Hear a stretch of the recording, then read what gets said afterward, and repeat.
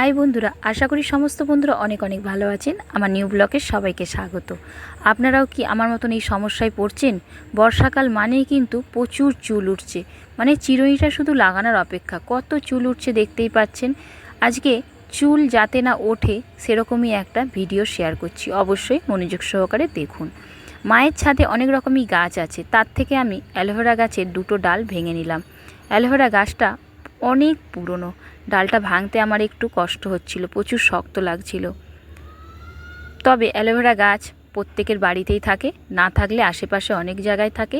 সমস্যার সমাধান করার জন্য বন্ধুরা আমাদের খুঁজতেই হবে। যদি আপনারা ট্রাই করেন অবশ্যই অ্যালোভেরা গাছের ডাল খুঁজে নিতে হবে।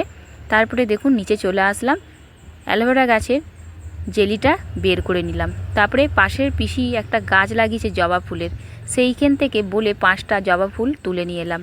জবা ফুলের পাপড়িগুলো খুলে নিচ্ছি, বোঁটাটা ফেলে দিলাম।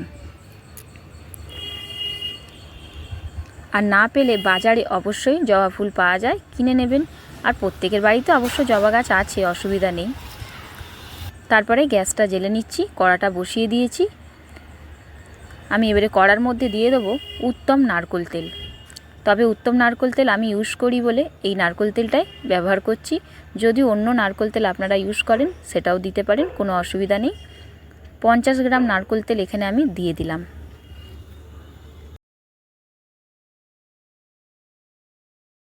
এরপরে তেলের মধ্যে দিয়ে দেবো অ্যালোভেরার জেলি। 50 গ্রাম তেলে অ্যালোভেরার জেলি প্রায় 4 চামচ মতন দিতে হবে।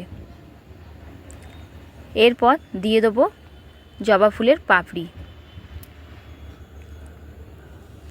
এই তেলটা আপনারা 1 মাসের জন্য তৈরি করে রাখতে পারেন।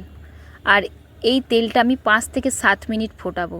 যখন জবা ফুলের কালারগুলো, পাপড়ির কালারটা চেঞ্জ হবে তখন গ্যাসটাকে বন্ধ করে দেবো। তবে 5 থেকে 7 মিনিটই ফোটাবেন, তার চেয়ে বেশি না। গ্যাসটা বন্ধ করে দিয়েছি। কড়াটা যেহেতু গরম তাই তেলটা এখনও ফুটছে। তেলটা ঠান্ডা হওয়া পর্যন্ত অপেক্ষা করলাম। তারপরে একটা কৌটোতে ঢেলে নিচ্ছি ছাঁকনি দিয়ে ছেঁকে। তবে ছাঁকনিটাকে সঙ্গে সঙ্গে তুলে নেবেন না কৌটো থেকে। অ্যালোভেরা আর ফুলের পাপড়ির মধ্যে অনেকটা তেল থাকে, ওই তেলটা সম্পূর্ণ ঝরবে, তারপরে ছাঁকনিটাকে সরাবেন। দেখতেই পাচ্ছেন কতটা তেল ফোঁটা ফোঁটা হয়ে পড়ছে।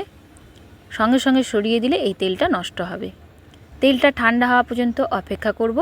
তেলটা ঠান্ডা হয়ে গেছে। তারপরে আমি দু হাতে নিয়ে ভালো করে ঘষে নিয়ে চুলের গোড়ায় গোড়ায় মেখে নিচ্ছি। চুলের গোড়াতেই কিন্তু তেলটা মাখতে হবে, চুলের ওপরে মেখে নিলে হবে না, তাহলে কিন্তু সমস্যার সমাধান হবে না। এভাবে পুরো চুলটার মধ্যে তেলটা মেখে নিলাম।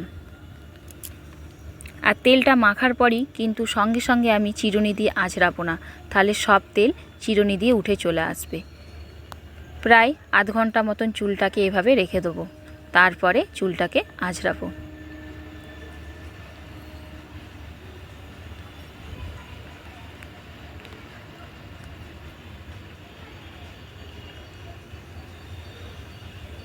চুলটা আঁচড়ে নিচ্ছি, নিয়ে ভালো করে টাইট করে বিনুনি করে বেঁধে নেব।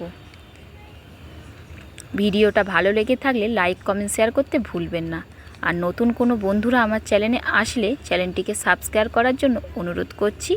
আপনারা পাশে থাকলে অনেক অনেক ভালো লাগে। আপনাদের অসীম ভালোবাসা আর আশীর্বাদ আমার সত্যি প্রয়োজন। পরের ভিডিওয় দেখা হবে। সুস্থ থাকবেন, সবল থাকবেন। বাই।